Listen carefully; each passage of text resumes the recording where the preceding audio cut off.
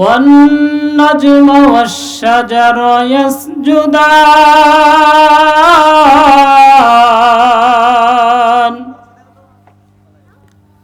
وفضل الزمان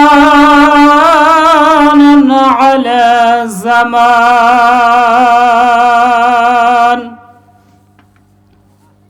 كما فضل مكانا على مكان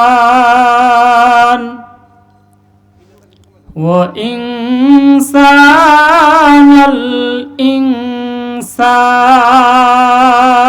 الإنسان ونشهد أن لا إله إلا الله ونشهد أن محمدا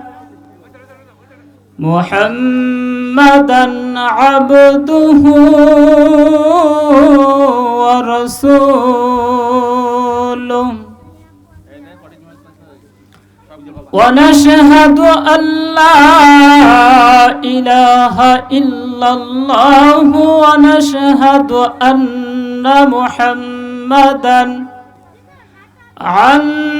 محمدا عبده ورسوله أرسله بالحق بشيرا ونذيرا وداعيا إلى الله بإذنه وسراجا منيرا فقد قال الله تعالى في كلامه المجيد والفرقان الحميد أعوذ بالله من الشيطان الرجيم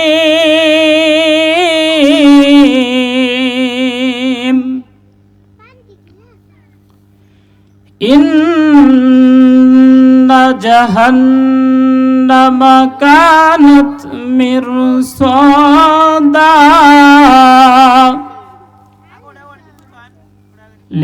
للطاغين مآبا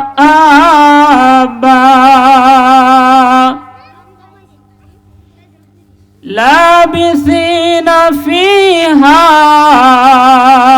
أحقابا لا يذوقون فيها بردا ولا شرابا إلا حميما وغساقا جزاء وفاقا إنهم كانوا لا يرجون حسابا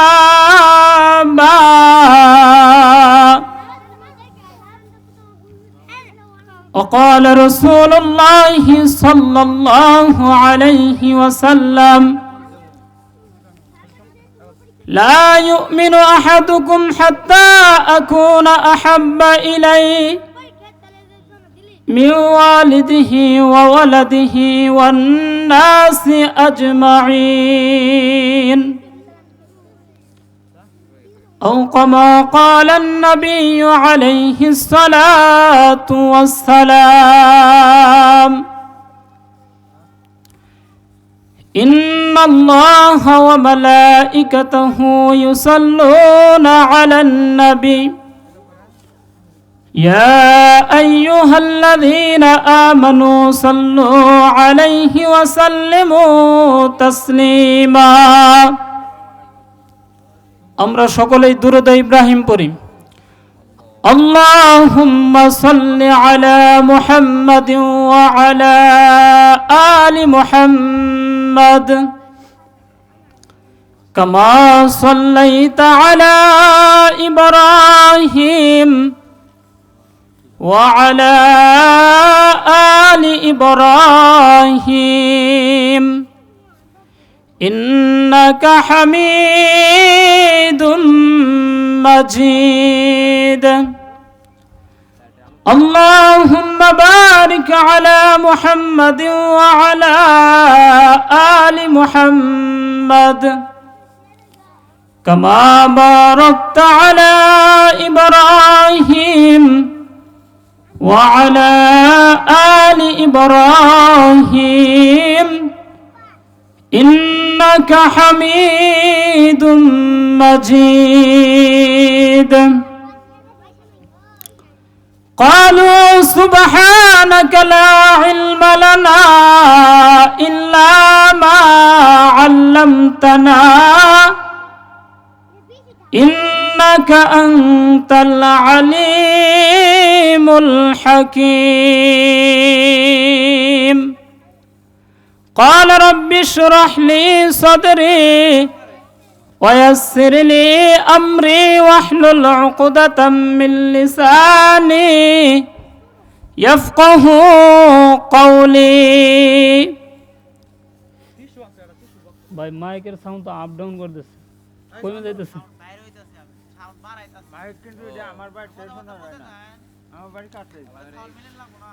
আলহামদুলিল্লাহ আল্লাহ পাক রব্বুল আলামিনের দরবারে লক্ষ কোটি শুকরিয়া জানাই যে আল্লাহ পাক রব্বুল আলামিন আজকে এই দ্বীনি সভাকে আয়োজন করে বাইতুন নূর নুরানি মাদ্রাসার উদ্যোগে দ্বিতীয় বার্ষিক মহাসম্মিলন আজকের সম্মিলনে সভাপতিত্ব করবেন আলহাজ হযরত মাওলানা আবু রাশেদ মোহাম্মদ বাকের পীর সাহেব খানকাই সিদ্দিকিয়া যুগনিমুরা শেরপুর। সহ সভাপতিত্ব করবেন আলহাজ মোহাম্মদ আশরাফ আলী বিএচি সাবেক প্রধান শিক্ষক যুগনিমুরা উচ্চ বিদ্যালয় শেরপুর। প্রধান অতিথি মোহাম্মদ মাহমুদুল হক রুবেল সাবেক সংসদ সদস্য শেরপুর ৩। আজকের মাহফিলে প্রধান বক্তা ইসলামী আইন গবেষক ও মুফাসসিরে কুরআন ডক্টর মুফতি মুহিবুল্লাহ রহমানী, খতিব আহসানিয়া কেন্দ্রীয় জামে মসজিদ সাভার ঢাকা।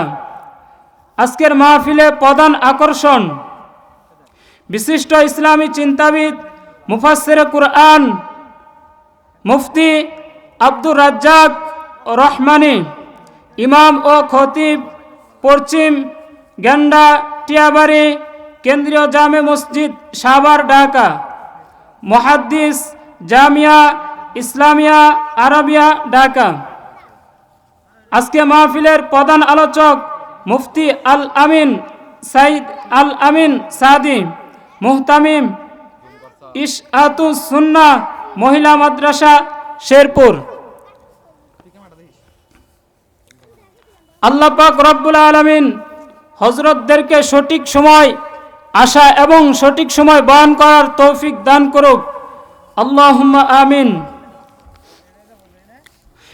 আল্লাহ পাক রব্বুল আলামিনের দরবারে অসংখ্য শুকরিয়া জানাই যে আল্লাহ পাক রব্বুল আলামিন আজকে এই পবিত্র দ্বীনি আয়োজনকে কবুল করিয়া নেক। আজকে যেই মাদ্রাসার উদ্যোগে আজকে এই মহা সম্মিলন দেওয়া হইল, আল্লাহ পাক রব্বুল আলামিন এই পবিত্র মাদ্রাসাকে আল্লাহ পাক কবুল করিয়া নেক। আল্লাহ পাক রব্বুল আলামিন এই পৃথিবীর ভিতরে আমাদেরকে সৃষ্টি করার পরে কিছু দিক নির্দেশনা আল্লাহ পাক রব্বুল আলামিন দিয়ে দিয়েছেন। কোন বান্দা আল্লাহ পাকের এই দিক নির্দেশনা যদি সঠিকভাবে বাস্তবায়ন করে এই পৃথিবী থেকে যাইতে পারে, আল্লাহ পাক রব্বুল আলামিন এই বান্দার জন্য রেখে দিয়েছেন জান্নাত, যেই জান্নাতের ভিতরে বান্দার কোনো অশান্তি স্পর্শ করবে না। এই জান্নাতের ভিতরে এই বান্দা এতই সুখে থাকবে, মুফাসসির কেরাম বলেন যে দুনিয়ার কোনো মানুষ, দুনিয়ার কোনো ব্রেন দিয়ে কল্পনাও করতে পারে না যে আল্লাহ পাক এই বান্দাকে কত সুখে রাখবেন জান্নাতের ভিতরে। শুধু তাই নয়, এই মাহফিলের ভিতরে আজকে আমরা আসতে পারছি, এই জন্য আল্লাহ পাকের দরবারে লাখো কোটি শুকরিয়া জানাই। কারণ গত বছর অথবা তার আগের বছরও এই মাদ্রাসার মাহফিল হয়েছিল। ওই মাহফিলের ভিতরে আল্লাহর অনেক বান্দা উপস্থিত ছিল, কিন্তু আজকে এই বান্দাগুলো এই পৃথিবীর জমিনে আর নাই। ওই বান্দাগুলো কবরে চলে গেছে। এমনও হওয়া যাইতে পারে এই মাহফিল আমাদের জীবনে শেষ মাহফিল হওয়া যাইতে পারে। আমি এখানে বসছি বয়ানের জন্য, এমনও হওয়া যাইতে পারে এই বয়ান আমার জন্য শেষ, আর বয়ান করার সুযোগ আল্লাহ পাক যদি আমাকে দান না করে এই বয়ানই আমার জিন্দেগি শেষ হয়ে যাইবে। এই পৃথিবীর ভিতরে আল্লাহ পাক রব্বুল আলামিন পয়গম্বর আলাইহিস সালাতু ওয়াস সালামকে যখন পাঠাইলেন, আল্লাহর নবী আলাইহিস সালাতু ওয়াস সালামকে, বিশ্ব নবী আলাইহিস সালাতু ওয়াস সালামকে যখন আল্লাহ পাক নবুয়ত দান করলেন, দান করার পরে বিশ্ব নবী আলাইহিস সালাতু ওয়াস সালামকে আল্লাহ পাক যখন নবুয়ত দান করলো, আল্লাহ পাক রব্বুল আলামিন মুহাম্মদ রাসূলুল্লাহ সাল্লাল্লাহু আলাইহি সাল্লামকে যখন নবুয়ত দান করলো, আল্লাহর নবী সমস্ত মক্কাবাসীর কাছে দুশমন হয়ে গেল। আল্লাহর নবী যখন দ্বীনের দাওয়াত শুরু করলো, সমস্ত মক্কাবাসী আল্লাহর নবীকে দুনিয়া থেকে বিদায় করে দেওয়ার জন্য পরামর্শই বসে গেল। কারণ আল্লাহ পাক রব্বুল আলামিনের নবী এই পৃথিবীর ভিতরে যখন কালিমার কথা বলে নাই, মানুষকে আল্লাহর পথে দাওয়াত দেয় নাই, ওই সময় সমস্ত কাফের বেঈমান আমার নবীকে উপাধি দিয়েছিল আল আমিন উপাধি দিয়েছিল। কারণ আমার নবীর চাইতে সত্যবাদী আর পৃথিবীর ভিতরে কেউ ছিল না। সমস্ত কাফের বেঈমান আমার নবীকে আল আমিন বলে স্বীকার করিয়া নিল। কিন্তু আমার নবী, আপনার নবী, বিশ্ব নবী মুহাম্মদ রাসূলুল্লাহ যখন কালিমার দাওয়াত দিতে শুরু করলো, সমস্ত কাফের বেঈমান গুলো আমার নবীকে মারার জন্য পাগল হয়ে গেছে। ওই যে দারুন নাদুয়ার ভিতরে একটা গোল মিটিং শুরু করে দিল কাফের বেঈমান গুলো। মক্কার বড় বড় নেতাগুলো এই দারুন নাদুয়ার ভিতরে উপস্থিত হয়ে গেল। দারুন নাদুয়ার ভিতরে সমস্ত কাফের পরামর্শ করলো মুহাম্মদকে কিভাবে আটকানো যায়। কারণ আল্লাহর নবীকে তারা এমন চিন্তা করলো, আল্লাহর নবী তো কারোর ক্ষতি করে নাই, আল্লাহর নবী কাউকে তো কোনোদিন গালি দেয় নাই, আল্লাহর নবী কারো জমিন কোনোদিন দখল করে নাই। এরপরেও কাফের বেঈমান গুলো আমার নবীকে মারার জন্য তারা মিটিং করতেছিল। মিটিং এর ভিতরে প্রস্তাব আসলো মুহাম্মদকে জেলে বন্দী করিয়া দেই। আবার কেউ কেউ বলল বলে না না, জেলে বন্দী করা যাবে না, কারণ মুহাম্মদের যেই গোত্রের লোকেরা আছে তারা আমাদের প্রতি আক্রমণ করে তার ছুটায় নিয়ে যাইবে। আবার কেউ কেউ প্রস্তাব রাখলো যে মুহাম্মদকে আমাদের দেশ থেকে তাড়ায়া দেই। আবার কেউ কেউ মন্তব্য করলো, বলে না, তাড়ায়া দেওয়া যাবে না। বলে আমরা যদি মুহাম্মদকে তাড়ায়া দেই, মুহাম্মদ অন্য দেশে যায় তাদের দল বাড়ি করবে। মুহাম্মদের মিষ্টি মিষ্টি কথা শুনে সমস্ত মানুষ মুহাম্মদের পক্ষ হয়ে যাবে, আর তখন সকলেই মিলে আমাদের প্রতি আক্রমণ করবে। এই জন্য মুহাম্মদকে তাড়ানো যাইবে না।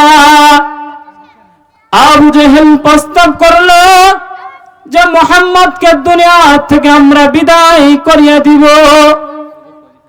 এবার আবু জেহেলের সিদ্ধান্তই সকলেই সিদ্ধান্ত গ্রহণ করে নিল। কারণ আবু জেহেল এমন একটা বুদ্ধি করলো, ওই মিটিং এর ভিতরে প্রস্তাব রাখলো যে মুহাম্মদকে আমরা দুনিয়া থেকে শেষ করিয়ে দিব। কিন্তু কিভাবে শেষ করবে?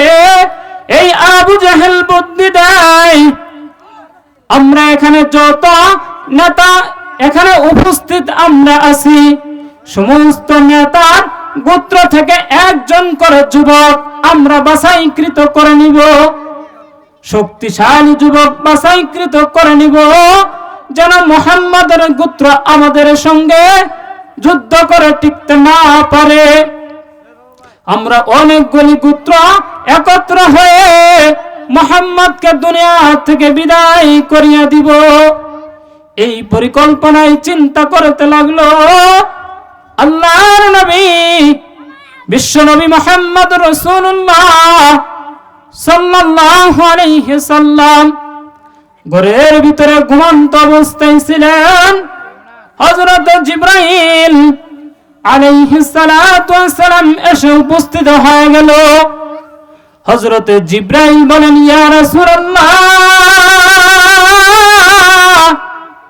ইয়া হাবিবাল্লাহ, নবী গো, আর ঘুমানো যাবে না, আপনাকে আজকের রাত্রের ভিতরে আপনাকে হিজরত করতে হইবে।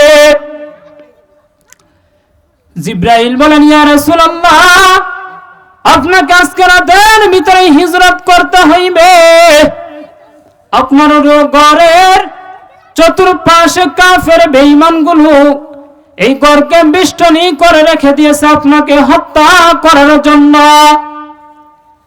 আল্লাহর নবী, বিশ্ব নবী মুহাম্মদ রাসূলুল্লাহ সাল্লাল্লাহু আলাইহি ওয়াসাল্লাম হযরত আলীকে ডাক দিয়ে বললেন, আলী রে, আল্লাহ পাকের হুকুম হয়ে গেছে, আজকে রাতের ভিতরে আমাকে হিজরত করতে হইবে। আল্লাহর নবী হযরত আলীকে বললেন, আলী রে, এই যে আমার কাছে কাফের বেঈমানরা কিছু টাকা আমানত হিসেবে রাখছিল, এই আলী, আমরা সকলেই হিজরত করে যাইতে পারতাম, কিন্তু না, আমানতের খেয়ানত হয়ে যাবে রে আলী।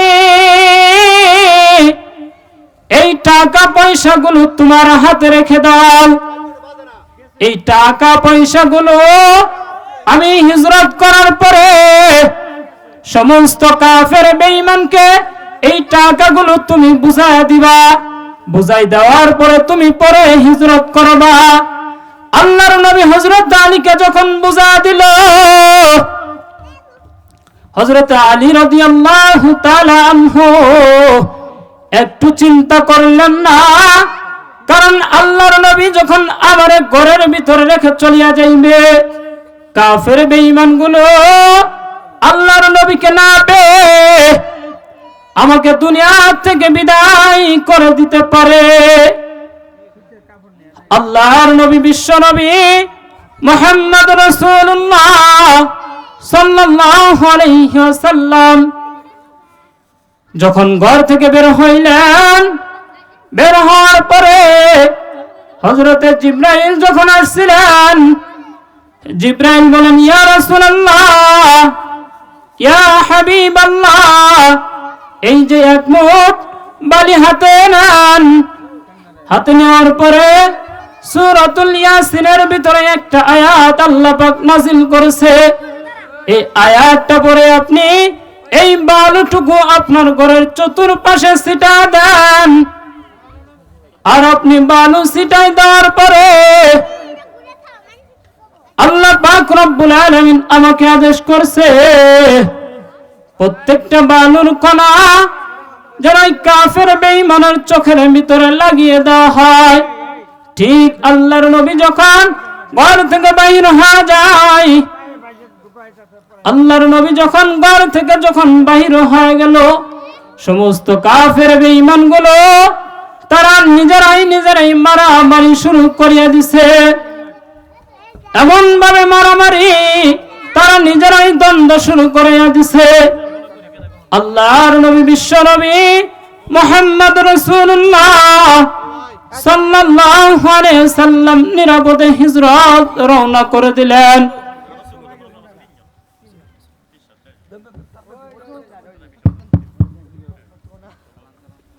নারায়ে আল্লাহু আকবার, নারায়ে তাকবীর, আল্লাহু আকবার।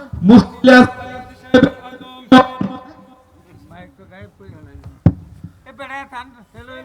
নারায়ে তাকবীর, নারায়ে তাকবীর, আল্লাহু আকবার। মুফতি আলী আদি সাহেবের আগমন, শুভেচ্ছায় স্বাগতম। ইসলামী জলসার পক্ষ থেকে, লাল গোলাপের শুভেচ্ছা, এলাকাবাসীর পক্ষ থেকে লাল গোলাপের শুভেচ্ছা। আজকের মাহফিল সফল হোক, সফল হোক। নারায়ে তাকবীর, আল্লাহু আকবার। আল্লাহর নবী বিশ্ব নবী মুহাম্মদ রাসূলুল্লাহ সাল্লাল্লাহু আলাইহি সাল্লাম ঘর থেকে বাইর হইলেন হিজরতের উদ্দেশ্যে। হযরতে আবু বকরের বাসায় যা ডাক দিলেন, ও আবু বকর। হযরতে আবু বকরকে যখন ডাক দিলেন, হযরত আবু বকর রাদিয়াল্লাহু তাআলা আনহু সঙ্গে সঙ্গে দরজা খুলে দিল। হযরত আবু বকর রাদিয়াল্লাহু তাআলা আনহু দরজা খোলার পরে আল্লাহর নবী জিজ্ঞাসা করলেন, ও আবু বকর, ব্যাপার কি, তুমি কি ঘুমাও নাই? হযরত আবু বকর রাদিয়াল্লাহু তাআলা আনহু বলেন, ও নবী, আল্লাহর নবী বিশ্ব নবী মুহাম্মদ রাসূলুল্লাহ সাল্লাল্লাহু আলাইহি ওয়াসাল্লাম বলেন, হযরত আবু বকর বলেন, নবী গো, আপনি যেই দিন বলেছিলেন আবু বকর মনে হয় হিজরত করা লাগবে, ও নবী, ওই দিন থেকে আমি আজ পর্যন্ত আমি আবু বকর বিছানার ভিতরে পিঠ লাগাই নাই। আমি দরজায় পিঠ লাগিয়ে ঘুমাই। না জানি আমার নবী যখন ডাক দিবে, আবু বকর চলো, আমি আবু বকর যদি ঘুমা যাই, আমি নবীর কষ্ট হইবে, এই জন্যই আমি আবু বকর ঘুমাই না। হযরত আবু বকর বলেন, নবী গো, শুধু আমি ঘুমাই না তা না, ওই যে আমার মেয়ে আসমা প্রতিদিন আমার সামানাগুলো ব্যাগগুলো গুছায় রাখে, আমার আসমা ঘুমাই না। নবী গো, শুধু তাই না, আমার যে ওই যে উট বাহন রেখেছি, ওই আমার উটগুলো ঘুমাই না। আল্লাহর নবী বিশ্ব নবী মুহাম্মদ রাসূলুল্লাহ সাল্লাল্লাহু আলাইহি সাল্লাম নিরাপদে মক্কায় চলিয়া গেলেন, মদিনায় চলিয়া গেলেন। আল্লাহর নবী বিশ্ব নবী মুহাম্মদ রাসূলুল্লাহ সাল্লাল্লাহু আলাইহি সাল্লাম, আল্লাহর নবী যখন কালিমার দাওয়াত দিতেন, সমস্ত কাফের বেঈমান গুলো আল্লাহর নবীর শত্রু হয়ে গেছে। আল্লাহর নবীকে মারার জন্য তারা পাগল হয়ে গেছে। আল্লাহর নবীকে মারার জন্য তারা পাগল হয়ে গেছে। শুধু তাই নয়, আল্লাহর নবীকে মারার এমন পরিকল্পনা করলো, কিন্তু আল্লাহ পাক রব্বুল আলামিন যেই বান্দাকে বাঁচাই রাখবে, দুনিয়ার সমস্ত মানুষ মিলেও ওই বান্দার কোনো ক্ষতি করতে পারবে না। আর যেই ব্যক্তিকে আল্লাহ পাক দুনিয়া থেকে বিদায় করে দিবে, ওই ব্যক্তিকে দুনিয়ার সমস্ত মানুষ মিলেও তাকে বাঁচাইতে পারবে না। এই পৃথিবীর ভিতরে আল্লাহ পাক মানুষ সৃষ্টি করার পরে দুইটা রাস্তা দিয়েছে। একটা রাস্তা হইল জান্নাতের, আর একটা রাস্তা হইল জাহান্নামের। যেই বান্দা ঈমান আমল সঠিকভাবে আদায় করবে, আল্লাহ পাক রব্বুল আলামিন বলেন, ইন্নাল্লাযীনা আমানু ওয়া আমিলুস সালিহাত কানাত লাহুম জান্নাতুল ফিরদাউসি নুজুলা। আল্লাহ পাক রব্বুল আলামিন বলেন, নিশ্চয় যারা ঈমানের সহিত নেক আমল করবে, আল্লাহ পাক রব্বুল আলামিন তাদের জন্য জান্নাত রেখে দিয়েছে, জান্নাতুল ফিরদাউস। আর যেই বান্দা নেক আমল যদি ভালো না হয়, আল্লাহ রাব্বুল আলামিন সূরাতুল কারিয়ার ভিতরে বর্ণনা করেন, কোন বান্দার যদি নেক আমল বাড়ি হয়, ওই বান্দা আল্লাহ পাক রব্বুল আলামিন তাকে জান্নাতের ভিতরে রাখবে। আর যদি কোন বান্দার নেক আমল যদি হালকা হয়ে যায়, ওই বান্দা থাকবে জাহান্নামের ভিতরে। ফাহুয়া ফি ঈশাতির রাদিয়া ওয়া আম্মা মান খাফফাত মাওয়াজিনু। আল্লাহ পাক রব্বুল আলামিন এই বান্দার যারা হালকা হয়ে যাবে, ওই বান্দা জাহান্নামের ভিতরে, আগুনের ভিতরে প্রবেশ করবে। আল্লাহ রাব্বুল আলামিন বলেন, ইন্না জাহান্নামা কানাত মিরসাদা। নিশ্চয় জাহান্নাম মানুষকে ধরার জন্য অপেক্ষা আছে, ফাঁদ পেতে আছে। যেরকম ভাবে আমরা পাখি ধরার জন্য ফাঁদ পেতে থাকি, ঠিক জাহান্নাম মানুষকে ধরার জন্য ফাঁদ পেতে আছে। আল্লাহ পাক রব্বুল আলামিন বলেন, ইন্না জাহান্নামা কানাত মিরসাদা। নিশ্চয় জাহান্নাম মানুষকে ধরার জন্য ফাঁদ পেতে আছে। লিত্তাগীনা মাআবা। এই জাহান্নামের ভিতরে কারা থাকবে জানো? নির্মানুষ। এই জাহান্নামের ভিতরে থাকবে যারা সীমা লঙ্ঘন করবে, যারা আল্লাহর হুকুম মানবে না, নবীর তরিকা মতো চলবে না, নবীর সুন্নাত যারা মানবে না, এই বান্দাগুলোই জাহান্নামের ভিতরে থাকবে। লিত্তাগীনা মাআবা। যারা সীমা লঙ্ঘন করবে তারাই জাহান্নামের ভিতরে থাকবে। লাবিসিনা ফিহা আহকাবা। জাহান্নামের ভিতরে কতদিন থাকবে? আল্লাহ পাক রব্বুল আলামিন বলেন, এরা যুগ যুগ ধরে অবস্থান জাহান্নামের ভিতরে থাকবে। এই সীমা সংখ্যা কেউ বলতে পারে না। 100 বছর থাকবে না, 1000 বছর থাকবে না, লক্ষ বছর থাকবে। আল্লাহ পাক বলেন, যুগ ধরে তারা জাহান্নামের ভিতরে অবস্থান করবে। লা ইয়াযুকুনা ফিহা বারদান ওয়ালা শারাবা। এই জাহান্নামের ভিতরে তারা যে থাকবে, জাহান্নামের ভিতরে তারা কোনো কিছু পান করবে কিনা? আল্লাহ বলেন, লাবিসিনা ফিহা আহকাবা। তারা সেখানে কোনো ভালো কোনো জিনিস তারা পাইবে না, ভালো কোনো পানি তাদেরকে দেওয়া হবে না, যে খেয়ে তাদের আত্মাকে শান্তি করবে। এরকম কোন জিনিস তাকে দেওয়া হইবে না। এই জাহান্নামে হইবে কি খাওয়ানো হইবে? আল্লাহ পাক রব্বুল আলামিন বলেন ইল্লা হামিমা ওয়া গাসসাকা। এই জাহান্নামের ভিতরে এমন জিনিস তাদেরকে পান করানো হইবে, ইল্লা হামিমা ওয়া গাসসাকা, যে তাদেরকে এমন পানি তাদেরকে পান করানো হইবে যেই পানি গরম হইবে, এত গরম। এই বান্দাগুলো যখন জাহান্নামের আগুনের ভিতরে জ্বলতে থাকবে, বান্দাগুলো আল্লাহর কাছে বারবার দরখাস্ত জানাইবে, ও মালিক, কত বছর থেকে জাহান্নামের আগুনের ভিতরে জ্বলতেছি আল্লাহ,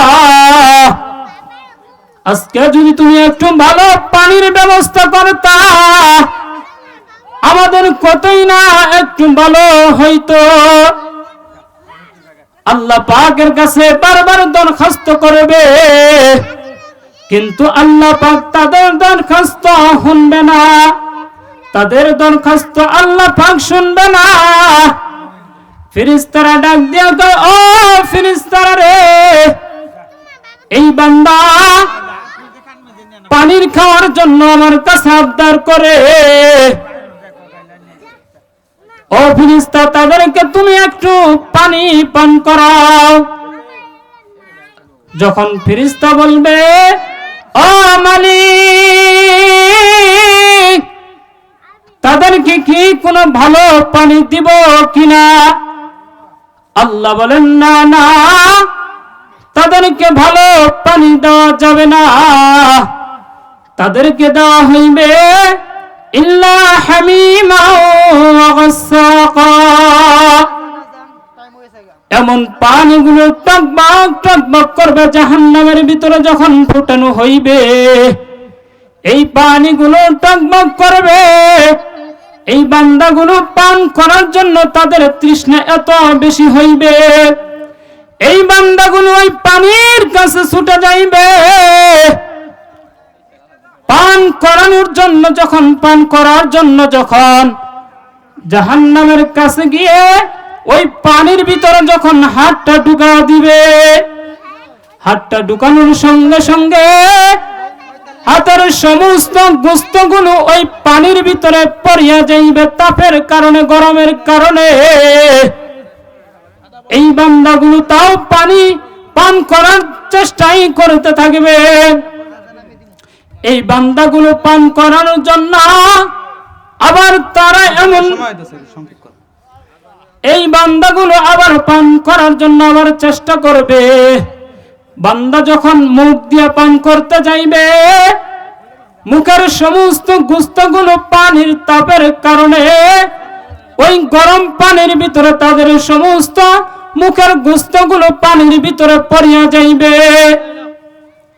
এমন ভাবে জাহান্নাম তাদেরকে পান করানো হইবে জাযাআও ওয়াফাকা।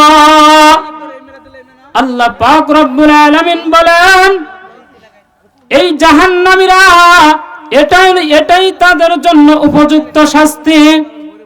এই জাহান্নামের ভিতরে হাজারো রকমের আযাবের ব্যবস্থা আল্লাহ পাক করিয়া রাখছে।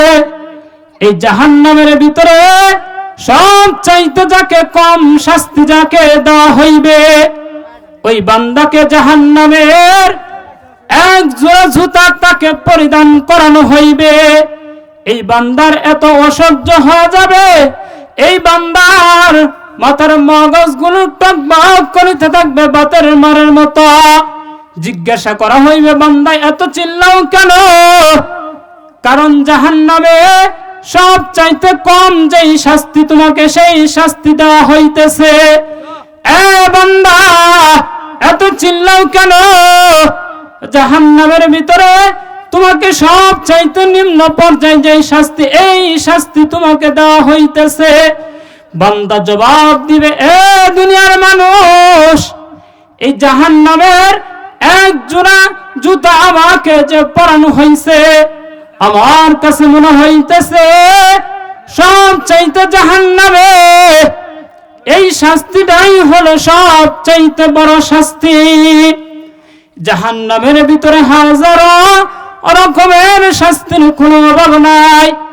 আল্লাহ পাক রব্বুল আলামিন এই জাহান্নামের ভিতরে এমন কিছু জিনিস তার জন্য রেখে দিবে, এমন কিছু আযাবের ফেরেশতা রেখে দিছে।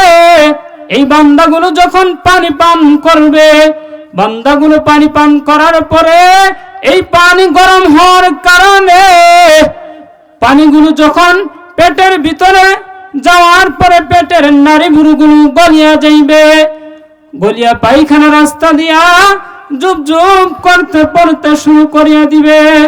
এই জাহান্নামের ভিতরে হাজার রকমের শাস্তি আল্লাহ পাক বর্ণনা করেন। ইন্নাহুম কানু লা ইয়ারজুনা হিসাবা। এই জাহান্নামীদেরকে আল্লাহ পাক বলবেন, এই মানুষগুলো যখন দুনিয়াতে যখন চলাফেরা করত,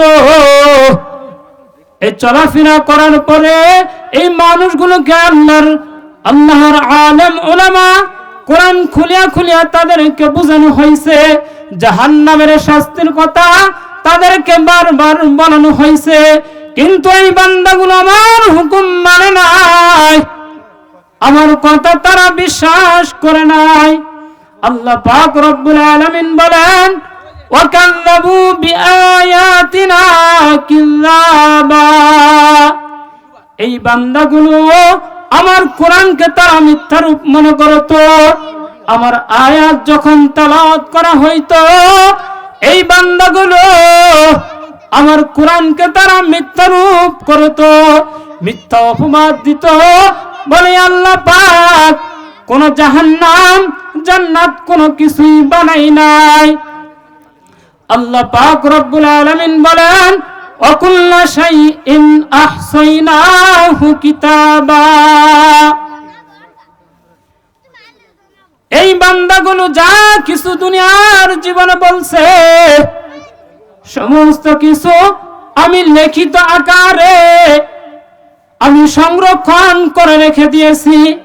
আল্লাহ পাক বলেন, কারামান কাতিবিনা ইয়ালামুনা মা তাফআলুন।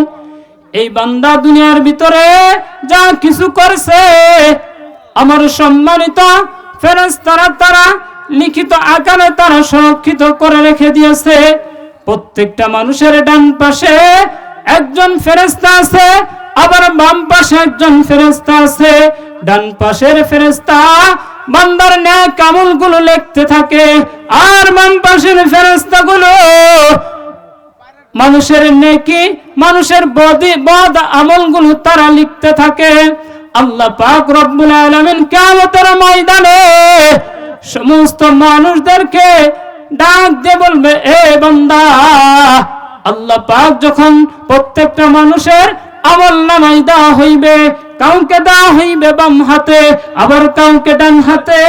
এবার যেই বান্দাকে বাম হাতে আমলনামা দেওয়া হইবে, এই বান্দা ডাক দিয়া কয়, আল্লাহ, আমার আমলনামার ভিতরে এত গুনাহ ফেরেশতারা লিখে রাখছে, বেশি বেশি করে তোমার ফেরেশতারা আমার আমলনামার ভিতরে গুনাহ লিখে রাখছে। আল্লাহ পাক রব্বুল আলামিন এই বান্দাগুলো মুখের ভিতরে সিল মোহর মেরে দিবে। আল্লাহ পাক রব্বুল আলামিন বলেন, আল-ইয়াওমা নাখতিমু আলা আফওয়াহিহিম ওয়া তুকাল্লিমুনা আইদিহিম ওয়া তাশহাদু আরজুলুহুম বিমা কানু ইয়াকসিবুন।